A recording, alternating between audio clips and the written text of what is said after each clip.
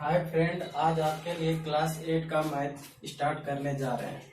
ये मैथ सुगम गणित होगा और ये मैथ क्लास 8 स्टूडेंट के लिए है।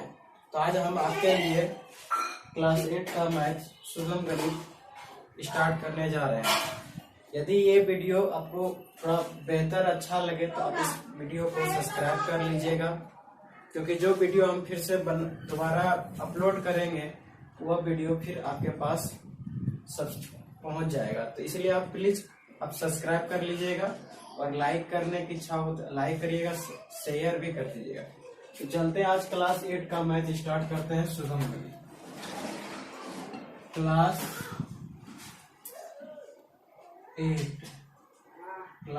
8 का math,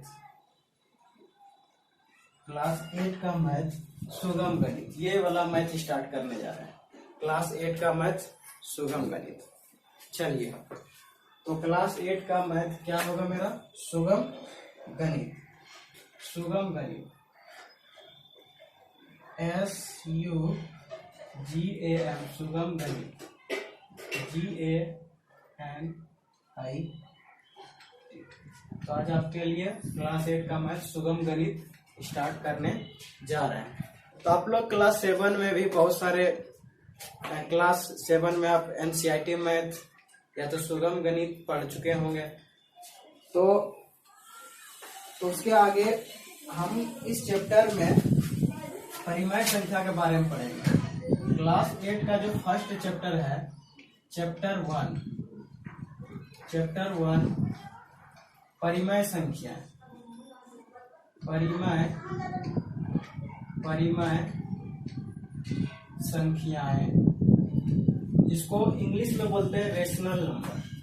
rational number RATIONAL, rational number. तो यही क्लास 8 का फर्स्ट चैप्टर है। तो रेशनल नंबर में देखिए, इस चैप्टर में कुछ भूमिका बताया गया है कि क्लास 7 में आप लोग प्राकृतिक संख्या के बारे में, यानी नेचुरल नंबर के बारे में, प्राकृतिक संख्याएं, जिसको इंग्लिश में बोलते हैं natural number, NATURAL, natural number. Class 7 में आप लोग नेचुरल नंबर्स के बारे में पढ़े होंगे।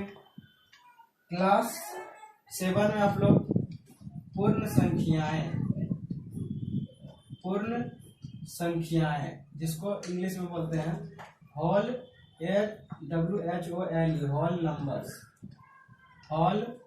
नंबर्स। उसके बाद आप लोग पढ़े होंगे भिन्न के बारे में, जिसको इंग्लिश में बोलते हैं फ्रैक्शन, FRACTION, फ्रैक्शन। उसके बाद आप पढ़ चुके थे दशमलव संख्याएं, डेसिमल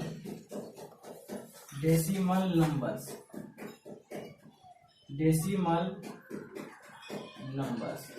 तो ये सारे natural number, whole number, fraction और डेसिमल नंबर, ये सारे नंबर आप क्लास 7 में पढ़ चुके हैं। तो इसके बारे में आप लोग डिटेल से पढ़ चुके हैं। तो यदि नहीं पढ़े हैं तो आज हम थोड़ा सा बता देते हैं फ्रैक्शन नंबर क्या होता है। मोटे मोटे तौर पर आप लोग को बता देते हैं। तो देखिए, सबसे पहले हम ये जानेंगे कि प्राकृतिक संख्याएं नेचुरल नंबर क्या होता है। प्राकृतिक संख्याएं, जिसको इसका एक और नाम होता है प्राकृतिक संख्याएं। क्या होते हैं बच्चों? प्राकृतिक संख्या। तो प्राकृतिक संख्या का इंग्लिश में बोलते हैं नेचुरल नंबर। तो नेचुरल नंबर क्या होता है? देखिए, आप लोग जब 1 क्लास में कहीं पर जब 1 क्लास में थे तो आप मैथ में आपको सबसे पहले काउंटिंग सिखाया गया था। क्या सिखाया गया था? काउंटिंग। तो काउंटिंग का हिंदी होता है गिनती। तो गिनती कहाँ से शुरू करते थे? 0 से करते थे कि 1 से करते थे? तो आप लोग 1 से करते थे, 0 से नहीं करते थे। आपको 1 से काउंटिंग सिखाता था। तो तो 1 से जितने भी सारे नंबर आप लिखने जानते हैं या देख चुके हैं, वह सारा नंबर क्या है? वह सारा नंबर आपका प्राकृत संख्या यानी नेचुरल नंबर होता है। यानी गिनती की सभी संख्या को क्या कहा जाता है? प्राकृत संख्या यानी नेचुरल नंबर कहा जाता है। तो नेचुरल नंबर को कैपिटल एन से प्रदर्शित किया जाता है। यहाँ पर देखिए नेचुरल नंबर का फर्स्ट लेटर क्या है? कैपिटल एन है, ताकि कोई भी वर्ड, कोई भी सेंटेंस आप लिखते हैं तो सबसे फर्स्ट लेटर क्या देते हैं? फर्स्ट लेटर कैपिटल होता है, स्मॉल से नहीं होता है।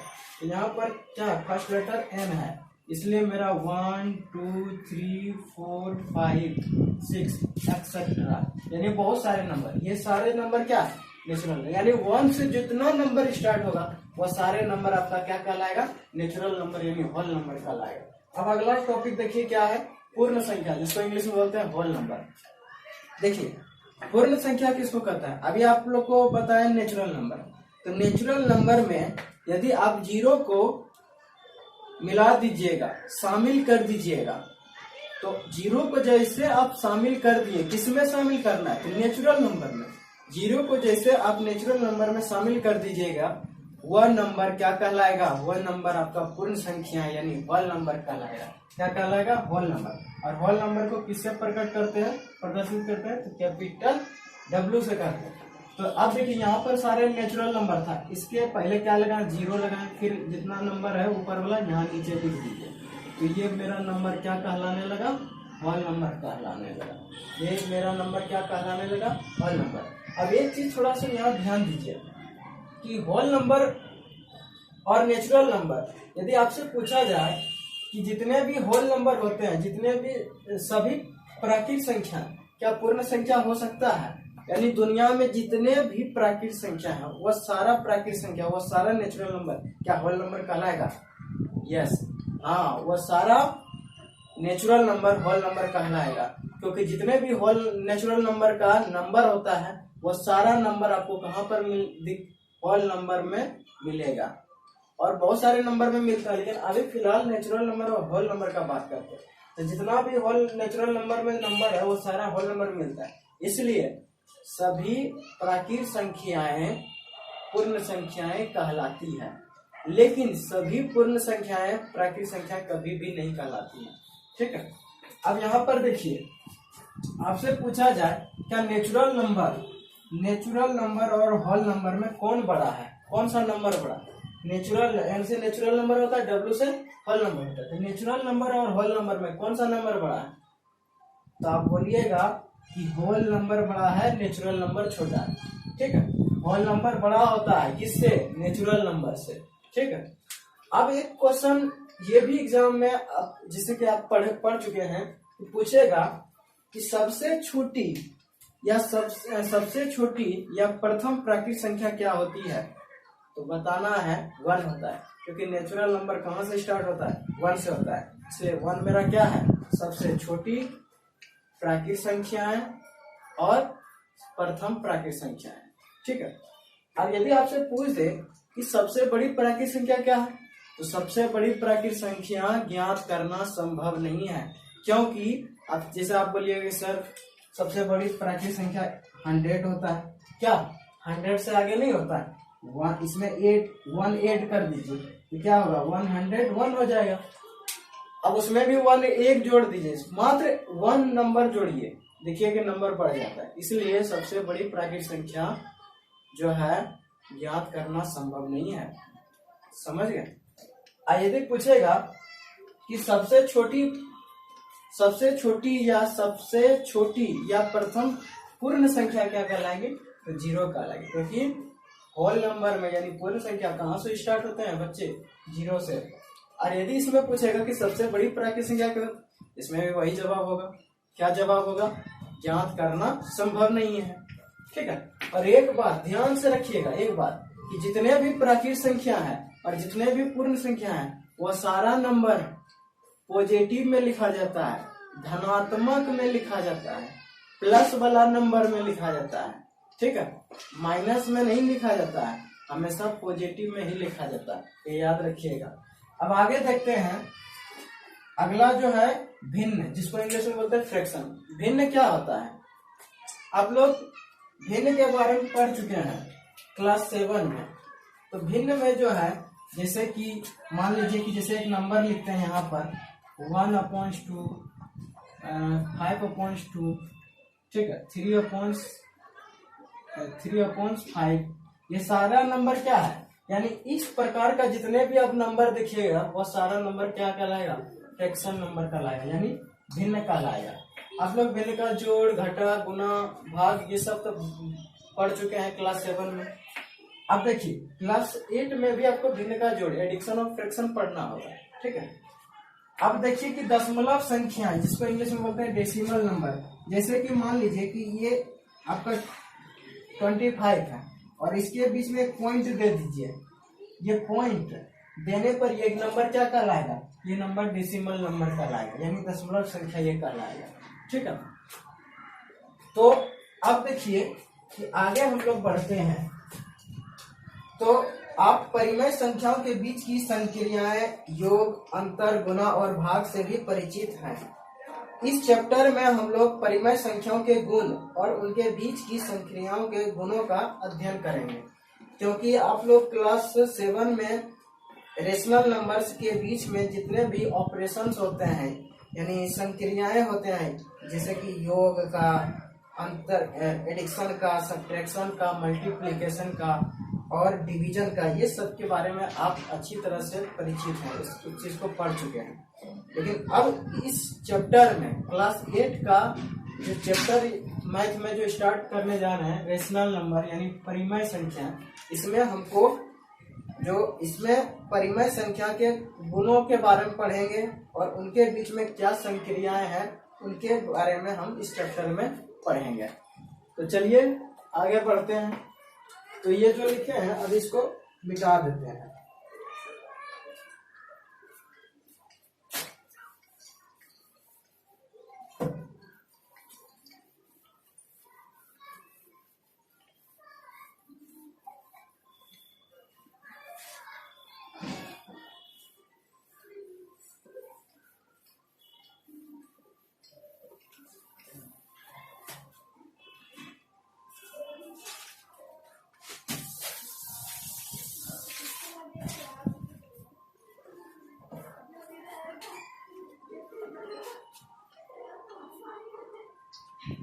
तो देखिए सबसे पहले ये हम लोग जानते हैं कि परिमेय संख्या का डिफिनेशन, परिमेय संख्या क्या होता है, कैसे जानेंगे कि ये परिमेय संख्या। यदि आप फ्रैक्शन नंबर पढ़ चुके हैं यानी भिन्न संख्या पढ़ चुके हैं तो आप परिमेय संख्या को अच्छी तरह समझ लीजिएगा।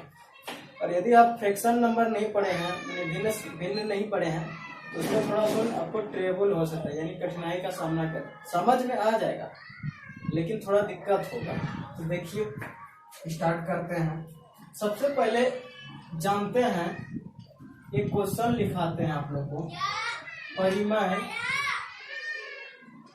संख्या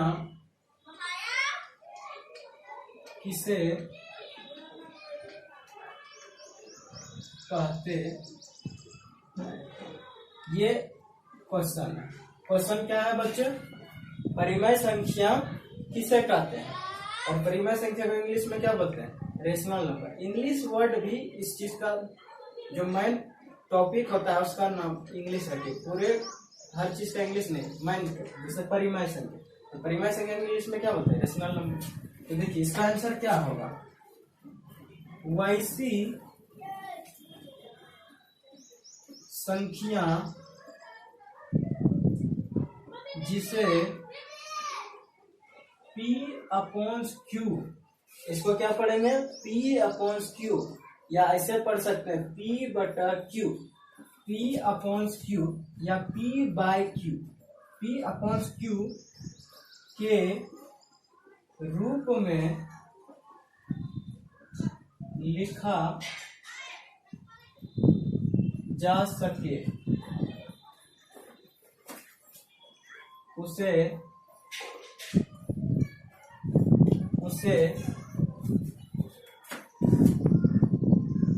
परिमेय संख्या, इंग्लिश में बोलते हैं रेशनल, RATION, रेशनल नंबर